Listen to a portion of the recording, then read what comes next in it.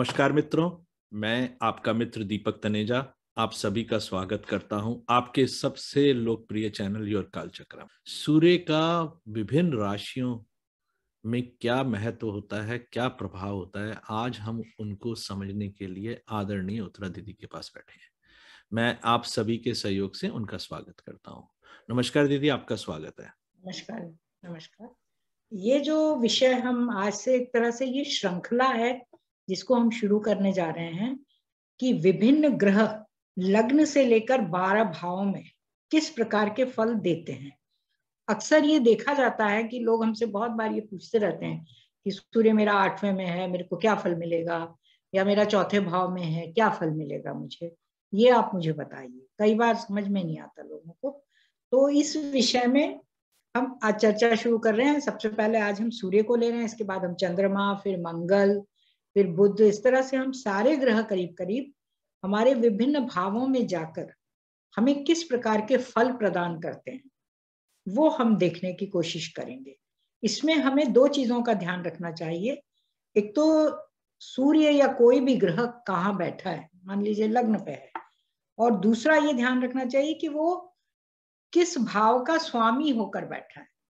जरूरी नहीं है कि वो लग्न पर बैठा है तो लग्न का ही स्वामी हो, वो किसी भी राशि में बैठ सकता है लग्न पर। पंचम भाव का स्वामी हो सकता है, छठे का भी हो सकता है। तो इस तरह से हमें इसको देखना पड़ेगा कि वो ग्रह जो है, एक तो जिस भाव का वो स्वामी होगा उससे भी जुड़े हुए फल देगा, और दूसरा जहां वो स्थित है सूर्य, यदि वो लग्न पे स्थित है। अब हम सबसे पहले लग्न से ही शुरू करेंगे कि सूर्य जो हमारी शक्ति का केंद्र है, हमारा आत्मकारक ग्रह है, हमें आत्मबल प्रदान करता है, हमें इम्यूनिटी देता है हमारे शरीर को, और यदि वो लग्न पर होता है तो हमें किस तरह के फल प्रदान करता है, विशेष रूप से अपनी दशा अंतर्दशा में। तो यदि किसी के सूर्य लग्न पर है तो जरूर जिस भी भाव का वो स्वामी होगा उस भाव से जुड़े हुए फल तो वो देगा ही। यदि वो पंचम भाव से जुड़ा है तो स्वास्थ्य देगा, छठे भाव से जुड़ा है तो रोग देगा। इस तरह से भी हम देखेंगे क्योंकि वो लग्न पर है। इसके अतिरिक्त व्यक्ति के नेचर पे भी वो बहुत असर डालता है कि व्यक्ति थोड़ा उदार होगा, दृढ़ निश्चयी होगा, स्वतंत्र विचारों वाला होगा, व्यक्ति खुलापन होगा उसके व्यवहार में, छिपाव नहीं रखता वो। इसके विपरीत हम शनि को यदि देखते हैं तो शनि जो है छुपाने की आदत रखता है। इसके अतिरिक्त व्यक्ति जो है सम्माननीय प्रतीत होता है। सूर्य यदि किसी के लग्न पर होता है उसको देखते ही आपका मन करता है कि आप उसका सम्मान करें, और ऐसे व्यक्ति पॉजिटिव भी होते हैं, निराशावादी नहीं होते। अच्छा गठन रहता है उनका, बिल्डअप जो है, उठान जो है, ग्रोथ जो है, शारीरिक ग्रोथ वो भी अच्छी रहती है, और वो जीवन में संतोषजनक जो है सुविधा या दिखाई देते हैं, जीवनी शक्ति से भरे रहते हैं। इसके अतिरिक्त जोशीले रहते हैं, और सरकारी अफसरों या उच्च अधिकारियों से उनके संबंध जो है वो भी अच्छे रहते हैं यदि सूर्य अच्छे भाव का भी स्वामी है और लग्न से भी जुड़ा हुआ है। और इसके अतिरिक्त वो हमेशा उन्नतिशील, आगे की ओर बढ़ने वाले रहते हैं। एक उनको सुख सुविधा से पूर्ण जीवन भी मिलता है, जीने को मिलता है। लेकिन एक चीज हो सकती है कि उनको दृष्टि में कुछ ना कुछ समस्या हो सकती है, दोष, क्योंकि लग्न है और सूर्य जो है हमारे नेत्रों का कारक भी माना गया है। ये हम सामान्य फल बता रहे हैं, जनरल, मोस्टली। अब यदि सूर्य 2nd हाउस में होता है तो वहां पर भी वो किसी ना किसी अन्य भाव का अवश्य स्वामी ही रहेगा। हो सकता है 2nd हाउस का भी हो या फिर किसी और भाव का हो। तो इसमें अगर 2nd हाउस में सूर्य जाता है तो एक तो उसको पुश्तैनी धन मिलने की संभावना है, क्योंकि सूर्य पिता का कार, तो जो विरासत से धन चला आ रहा है वो मिल सकता है। यदि वो कोई फैक्ट्री डालता है तो उसमें उसको लाभ होता है, या सरकार से, क्योंकि ये सूर्य सरकार का कारक है, तो सरकार से उसको लाभ हो सकता है, या उसको कोई जिम्मेदारी मिल सकती है, पद मिल सकता है जिससे उसको लाभ मिले। इसके अतिरिक्त वो सामाजिक रहता है व्यक्ति, क्योंकि कुटुंब स्थान भी है 2nd भाव, और आमोद प्रमोद का शौकीन रहता है, खेलने कूदने में उसको शौक रहता है। लेकिन इसमें एक चीज और आती है, जैसा कि हमने लग्न के लिए भी कहा कि वो अकारक भाव का स्वामी हो या पापग्रस्त हो तो स्वास्थ्य विषयक समस्या भी देता है। इसी प्रकार यदि 2nd हाउस में होकर यदि वो अच्छे भाव का स्वामी नहीं होता, अकारक भाव का स्वामी होता है या पापग्रस्त होता है, तो फिर उसको धन की हानि होती है, अनैतिक जीवन वो जीता है और बकवास करता है, क्योंकि वाणी का भाव भी है, और अपनी बड़ाइयां मारता रहेगा, क्योंकि सूर्य की आदत है आत्मश्लाघा, और खर्चीला भी हो जाता है, और एक्सट्रीमिस्ट। तो दोनों तरह की चीजें हमें यही देखना चाहिए कि सूर्य किस भाव का स्वामी होकर सेकंड हाउस में आया हुआ है। यदि अच्छे भाव का स्वामी आएगा तो बहुत अच्छे परिणाम देगा, अन्यथा वो खराब परिणाम भी दे सकता है। अब आता है तीसरा भाव। तीसरे भाव में यदि सूर्य होता है तो ऐसा व्यक्ति जो है आदेश देने वाला होता है।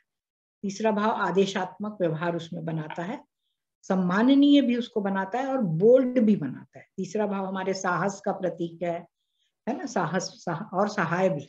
रिश्तेदारों से उसको लाभ होता है, सहायता प्राप्त होती है, या फिर वो किसी एजेंसी से कुछ भी संबंध स्थापित करके एजेंसी लेकर लाभ कमाता है। उसके पड़ोसियों से भी अच्छे संबंध रहते हैं मोस्टली, यदि शुभ दृष्टि संपन्न है या शुभ ग्रह है तो, या फिर कोई एजेंसी लेकर उसमें लाभ कमाता है। व्यापार के लिए ये उत्तम है। इसके अतिरिक्त वो शत्रु विजय के लिए भी अच्छे प्रयास करता है। स्वास्थ्य भी अच्छा रहता है उसका तृतीय भाव में होने से, और सम्मान और इज्जत भी उसको समय समय पर मिलती है। लेकिन यदि वो पापग्रस्त होता है, अकारक भाव का स्वामी होता है, तो उसको परेशानियां, चिंताएं बहुत लगी रहती हैं, एक न एक दिक्कत, एक न एक परेशानियां। लोग बाग उसके खिलाफ झूठी याचिका जो कोर्ट में दाखिल कर देते हैं ना, पिटिशंस, वो दाखिल कर सकते हैं, झूठी रिपोर्ट उसके खिलाफ लिखवाई जा सकती है, जिससे उसको परेशानी हो सकती है और कई तरह की कठिनाइयां आ सकती। अब आ जाता है फोर्थ हाउस। यदि सूर्य फोर्थ हाउस में है तो हमें यही देखना है कि वो किस भाव का स्वामी होकर वहां आया हुआ है, अच्छे भाव से जुड़ा है या खराब भाव से। तो अगर अच्छे भाव से जुड़ा है तो उसकी सभी इच्छाओं की, मनोकामनाओं की पूर्ति हो जाती है, उसको प्रॉपर्टी मिलती है, वो खरीदता है, जमीन जायदाद से उसको लाभ होता है, विरासत से उसको मिलती है। लेकिन यदि पापग्रस्त होता है तो उसके बहुत अड़चने आती हैं प्रॉपर्टी प्राप्त करने में, कष्ट आता है बुढ़ापे में, कठिनाइयां आती हैं, विभिन्न तरह की बीमारियां उसको घेर लेती हैं, और पारिवारिक वातावरण जो है वो सुखद नहीं रहता, क्योंकि चौथा भाव जो है हमारे सुख स्थान है, और सुख का परिवार में कैसा वातावरण है वो दिखाता है। यदि वो पापग्रस्त है तो पारिवारिक वातावरण, परिवार में क्लेश, गुस्सा, लड़ाई झगड़े, ये सब चलते रहते हैं, और जायदाद के विषय को लेकर भी मतभेद चलते रहते। अब आता है पंचम भाव। यदि सूर्य पंचम भाव में है, वही हमें देखना ही है कि वो किसी शुभ भाव का स्वामी होकर वहां बैठा है या अशुभ। जुए सट्टे आदि से लाभ देता है यदि पंचम भाव। संतान, बच्चे, इन सब से लाभ रहता है, उससे संबंध अच्छे रहते हैं, संतान भी प्रभावशाली रहती है, क्योंकि पंचम भाव पे सूर्य आता है, पहली संतान विशेष रूप से। और वो मनोरंजन के साधनों में, सिनेमा इत्यादि में धन लगाकर लाभ कमा सकते। हाँ, ये ऐसा होता है कि यदि स्त्रियों के पंचम भाव में यदि सूर्य आता है तो उनको प्रसव के समय, संतानोत्पत्ति के समय में कुछ कष्ट या परेशानी हो सकती है। इसके अतिरिक्त पंचम भाव हमारी आंतों का विकार है, आंतों से भी जुड़ा है, हालांकि छठा भाव भी जुड़ा हुआ है, तो उनमें थोड़ी सी दिक्कत, पेट से संबंधित कुछ समस्या हो सकती है। और यदि सूर्य पापग्रस्त हुआ तो हमें कोर्टशिप में, मतलब कोर्ट में लड़ाई झगड़ा, आपस में किसी से जो दुश्मनी होती है, उसमें कोई दुश्मनी या बदला लेने पे आ जाता है और हमें परेशानी का सामना करना पड़ता है।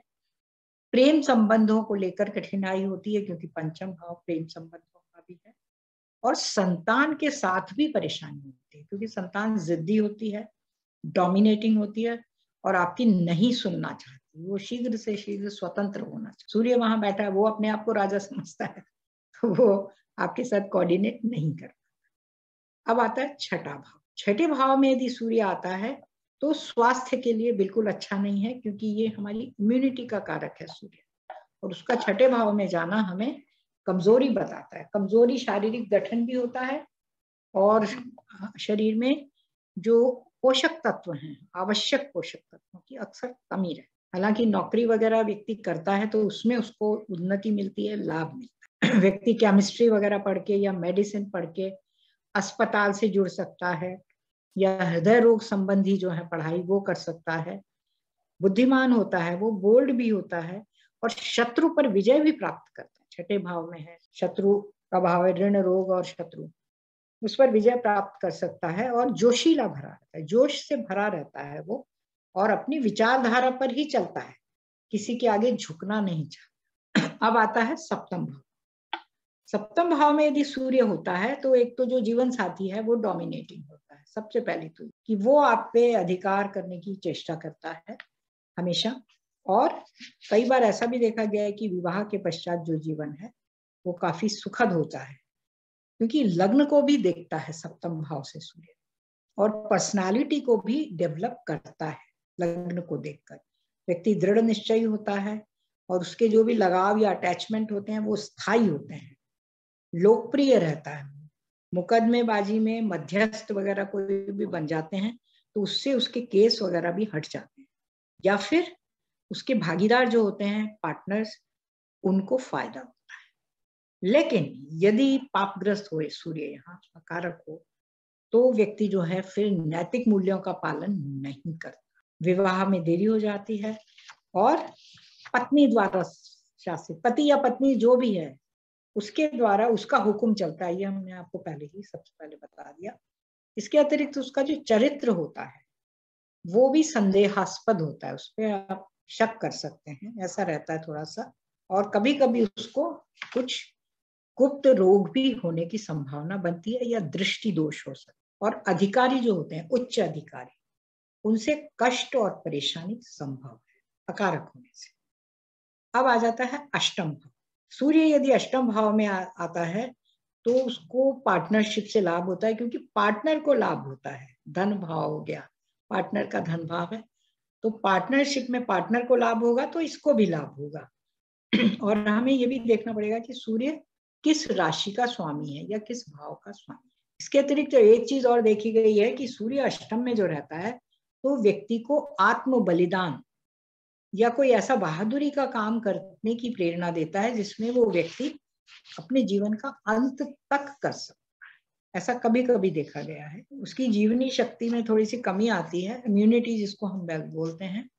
और पापग्रस्त यदि हुआ तो कमजोर शरीर रहेगा, उसको दृष्टि दोष रहेगा, कंजूस रहेगा। हालांकि सूर्य प्रधान व्यक्ति काफी खर्चीले रहते हैं लेकिन वो कंजूस रह सकता है। ऐसा कहा गया हमारे कुछ शास्त्रों में कि यदि स्त्री की कुंडली में सूर्य अष्टम भाव में होता है, ऐसा कुछ हमारे शास्त्रों में कहा गया है।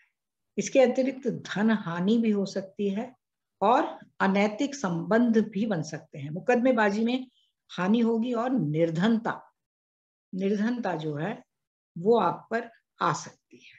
ये अष्टम भाव के फल हैं सूर्य जब अष्टम भाव में होता है और पापग्रस्त। अब आ जाता है नवा भाव।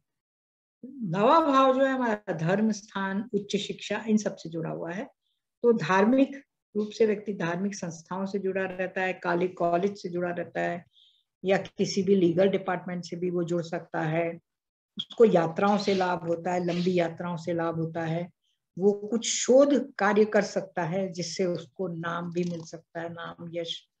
और धार्मिक विश्वासों में वो पूरी श्रद्धा रखता है, अपने पिता का बहुत सम्मान करता है, उसके पिता भी बहुत प्रभावशाली होते हैं, अपने आप पर भी वो विश्वास रखता है, उसकी लोकप्रियता में बढ़ोतरी होती है और वो कार्य भी ऐसे करता है जिससे उसको प्रशंसा मिलती है। नवे भाव में शुभ दृष्टि संपन्न है और अपनी मेहनत से वो कमाई अर्जित करता है। हाँ, पापग्रस्त होंगे तो इसके विपरीत दुष्परिणाम मिलते हैं। वो हर चीज में कुतर्क करेगा, धार्मिक नियम संस्थाएं जो हैं उनमें मीन मेख निकालने की कोशिश करेगा, उनकी आलोचना करेगा और उच्च शिक्षा की तरफ जो है उसको शंकालु दृष्टि से देखेगा या ठीक से करने में शक करेगा। इस तरह से हम उसको देख सकते हैं। अब आता है 10th हाउस। 10th हाउस तो हमारा कर्म स्थान ही है। सूर्य यहाँ सबसे अधिक बलवान माना गया है और शुभ हो, अच्छे भाव का स्वामी हो, शुभ दृष्टि संपन्न भी हो तो आमदनी में बहुत बढ़ोतरी करता है, आपके जीवन स्तर में बहुत सुधार लाता है, पूरा ऊपर उठता है। मान सम्मान, अधिकार क्षेत्र, सत्ता, अच्छी वसीयत, विरासत सब मिलती है। यदि वो व्यापार करता है तो व्यापार में भी उन्नति लगातार होती है, व्यवसायिक उन्नति। जीवनी शक्ति से वो भरपूर रहता है, मतलब लाइव रहता है। और कुछ अन्य कलाएं जो होती हैं, संगीत कला, ये सब, इनमें भी उसको रुचि रहती है। और यहाँ तक कि वो छोटे गांव या समाज या वहां का मुखिया भी हो सकता है, उसके स्तर के हिसाब से, और राजनीतिक जीवन में भी वो सफल रह सकता है यदि वो जाता है। अब आ जाता है एकादश भाव। एकादश भाव में व्यक्ति की जो भी महत्वाकांक्षाएं होती है, यदि शुभ दृष्टि संपन्न है, अच्छे ग्रहों से दृष्ट है, तो उसकी महत्वाकांक्षाएं, उसकी मनोकामनाओं की पूर्ति होती है। सम्माननीय उसको व्यवहार मिलता है, वफादार लोग मिलते हैं, सच्चे मित्र मिलते हैं उसको, और सत्ता संपन्न मित्र मिलते हैं, जिससे उनको समय समय पर सहायता मिल सकती है। व्यक्ति आशावादी रहते हैं, मित्र भी उनके स्थायी रहते हैं, अनेक गाड़ी घोड़े वाहन से वो संपन्न होता है, राजनीतिक लोगों से उसकी मित्रता हो सकती है। लेकिन ये सिद्धांत पसंद करता है, राजनीतिक लोगों को बहुत ज्यादा सैद्धांतिक रूप से पसंद करेगा, बहुत ज्यादा नहीं करता। अब आ जाता है हमारा 12वां भाव। सूर्य 12वें भाव में जाता है तो भी वो खराब नहीं माना गया है, क्योंकि 12वें भाव को हमारे आकाश में हॉस्पिटल माना गया है, अस्पताल। तो व्यक्ति अगर सूर्य 12वें भाव में है तो वो मेडिसिन या डॉक्टरी में भी सफलता प्राप्त कर सकता है, या केमिस्ट्री में पढ़कर, या ऑकल्ट साइंस, पराविद्याओं में सफलता प्राप्त कर सकता है। किसी न किसी रूप से वो अस्पताल से जुड़ा रह सकता है, या फिर जेल या आरोग्यशालाएं, वही सैनिटोरियम वगैरह, उनसे भी जुड़ सकता है। कभी कभी कुछ लोग एकांत जीवन व्यतीत करने के इच्छुक रहते हैं, कुछ लोग, अधिकांश लोग नहीं। अधिकांश लोग तो पसंद ही करते हैं अस्पतालों में। और यदि वो पापग्रस्त हो जाता है सूर्य यहाँ पर, तो व्यक्ति जो है निर्धन होता है। एक तो उसका खर्चा बढ़ा चढ़ा रहता है, पैसा कम होता है, खर्चा नहीं चलता है, और फिर वो साफ स्पष्ट रूप से बोल नहीं पाता, कुछ भी अपनी बात को अभिव्यक्त नहीं कर पाता। माता पिता से उसके मतभेद रहते हैं, और उसकी संतान को भी खतरा बताया गया है। और यदि वो विदेश गमन करता है, या विदेश या घर से दूर भी जाकर रहता है, क्योंकि 12वां भाव उसका भी है, तो वहां उसको हानि होती है, फायदा नहीं होता। तो इस तरह से ये एक सामान्य, सूर्य के जो सामान्य फल थे विभिन्न भावों में जाकर, लग्न से लेके 12वें भाव तक, इन पर आज हमने चर्चा करी। और अगली जो हमारा एपिसोड रहेगा उसमें हम चंद्रमा को लेकर विभिन्न भाव में उसकी स्थिति के आधार पर चर्चा करें। बहुत बढ़िया दीदी, बहुत ही बढ़िया। मैं उम्मीद करूंगा कि सभी विद्यार्थियों के लिए बहुत ही उपयोगी वीडियो रहेगा। और आदरणीय उत्तरा दीदी का मोबाइल नंबर और ईमेल एड्रेस है। दीदी शिक्षा और कंसल्टेंसी दोनों सर्विसेज प्रोवाइड करती हैं, तो आप में से जो ये इनसे शिक्षा लेना चाहते हैं या कंसल्टेंसी लेना चाहते हैं, वो आप इनका मोबाइल नंबर और ईमेल एड्रेस नोट कर लीजिए और डायरेक्टली अप्रोच करें। इसी के साथ एक बहुत ही शानदार वीडियो के लिए हृदय से धन्यवाद, आभार, नमस्कार। नमस्कार।